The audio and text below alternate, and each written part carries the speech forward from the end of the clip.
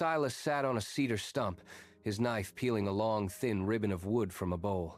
Elias crashed through the brush, his expensive hiking boots caked in mud and his face flushed. He dropped his heavy pack, the metal buckles clattering against the stones. "I have everything, yet I have nothing." Silas looked up calmly. "The world is not screaming, Elias. It is singing. You have simply forgotten the tune." On the first morning, Silas handed him a rusted bucket riddled with holes. "Fill the garden beds from the creek," he commanded. Elias stared at the bucket, then at the steep, dusty hill. He sprinted to the water, but it gushed from the holes, leaving a trail of wet earth. He ran back and forth until his lungs burned, arriving at the garden with only drops left. By noon, he hurled the bucket into the dirt. "It is useless. I have nothing to show for my work." Silas simply pointed to the path. Vibrant wildflowers were blooming along the trail, once withered, now drinking deep. On the second day, they sat by a stagnant, murky pond. Elias paced, his eyes darting to his wrist.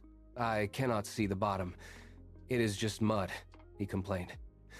Silas sat cross-legged, eyes closed, and said only one word. "Wait." 2 hours passed in silence. The wind died down, the silt drifted to the floor. Suddenly, the water turned crystal clear, revealing smooth river stones and a silver coin resting on the sand. Silas opened his eyes. "Your mind is that pond. Stop stirring it with anxiety, and the truth will settle into view." On the final night, a gale tore through the canyon, threatening to snuff out their campfire.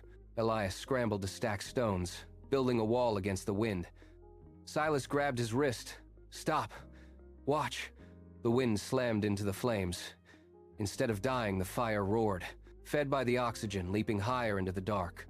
"The wind blows out a candle, but it fans a bonfire," Silas said, his face illuminated by the orange glow. "Stop building walls. Make your purpose so strong that every challenge only makes your light burn brighter." On the third morning, Elias stood at the edge of the clearing. He left his expensive watch on the stump. He walked toward the tree line, his stride steady, carrying the silence of the woods deep within his chest.